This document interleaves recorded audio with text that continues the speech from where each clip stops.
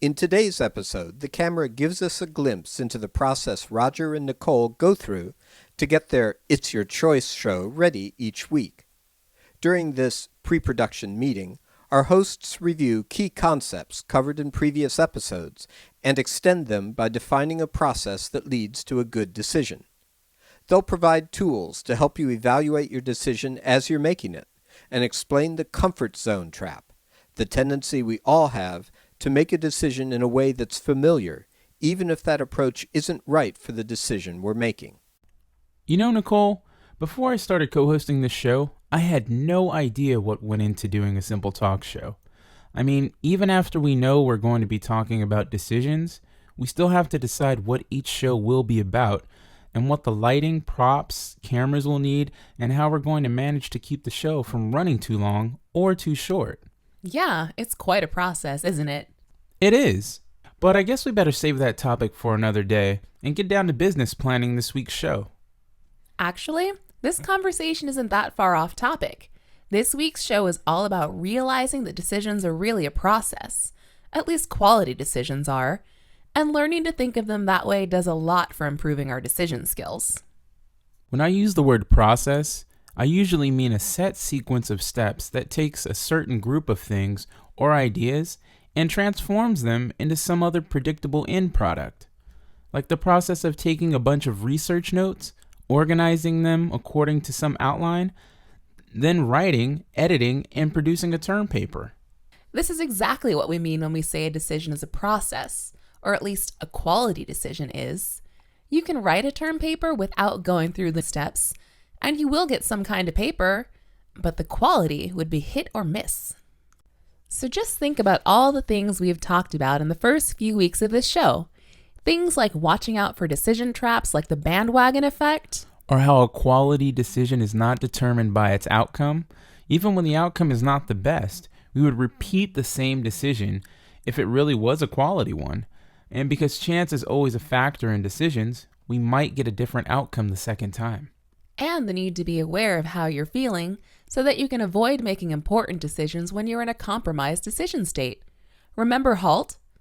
It is important to stop and think before you decide. I think I see where you're going with all of this. Talking about these things helps us become more aware of decisions, but how are we supposed to keep track of all these tips, cautions, and strategies? Yep, just like the note cards. We need to organize them into a process. A process that takes us from where we are when the decision opportunity surfaces to the end point of a quality decision. Are you talking about the decision chain? The decision chain has a role in the process, but it's not the process itself. This is something we really want to figure out how to emphasize in our show this week, because after this week, we're going to be going through the chain link by link. And when we do that, a lot of our viewers are going to start feeling like the chain is the process. Like I just did. It's a pretty common mistake. We could even call it a decision trap.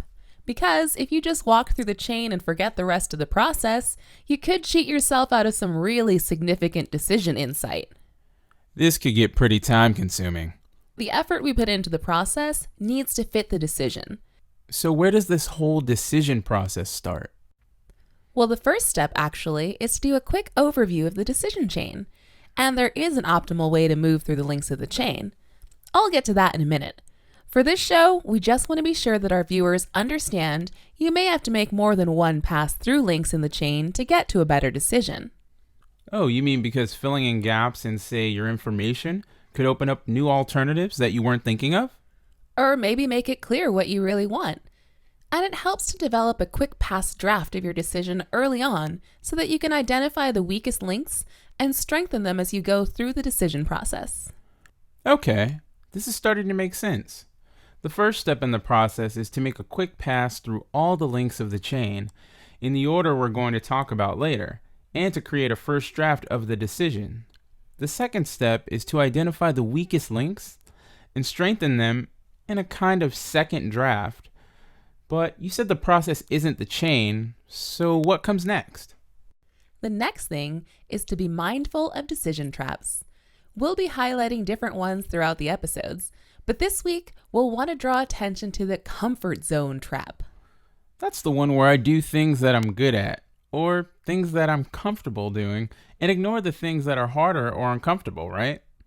We all tend to have a comfortable or routine way of approaching decisions. Is that really a problem? Isn't it okay to have different styles? I mean, we're all different, aren't we? Of course, we're all different. That's good, even a source of strength. All decisions are not the same either. So if we can learn to know when a quick process is the better process, and when a more thorough process is the better process, and then motivate ourselves to use the process that fits the decision instead of the one that's more natural to us, we'll be so much more likely to get the results we want out of life. All right, I'm with you now. So this week we're going to want our viewers to understand that we need to be deliberate and think about what approach would be best for a particular decision instead of just doing what we're comfortable doing when a decision comes up. And that's why whenever we use a decision chain, we start with frame. Knowing what problem you're solving is critical to all the other steps. But don't forget that the draft frame may need to be updated as you cycle through the other links. So I'm guessing from what I'm learning that after the frame is drafted, you work through values, alternatives, and information. These seem to be the things that would have the biggest effect on the frame, and maybe the biggest effect on each other. But which one do you work on first? You learn fast, Roger. These are the next 3 links. We call them the decision basis. Once you start to feel confident about the strength of the basis, you are ready to make a first draft of the decision. Sure, you apply reasoning to the other elements to see which of the alternatives looks most attractive so far, right? Exactly. Reasoning combines the values, alternatives, and information in a way that shows which alternative will get you the most of what you want, given what you can know at the time of the decision. And then that must be where this chart for scoring each link between 0 and 100 must come in. Right. After you've made a draft version of the decision using the chain, the next step in the decision process is to rate the strength of each link of your decision from 0 to 100%. You need to think of 100% as being the point where you feel putting more effort into that element of this decision is not worth the potential benefit. That's why we say the process isn't just the chain. You also have to carefully analyze how strong each link really is. Actually, it can be better to ask yourself how weak each link really is. You catch a lot more decision traps that way. And after you identify the weakest links, you cycle back through the chain and do what you can to strengthen them. After you've made the second pass, is the decision process complete? Not necessarily. It depends on the decision.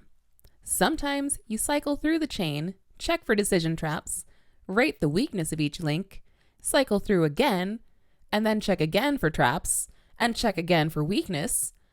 And if the decision is worth it, you cycle through again. How many times you repeat the process depends on the decision, and depends on you because it's your choice.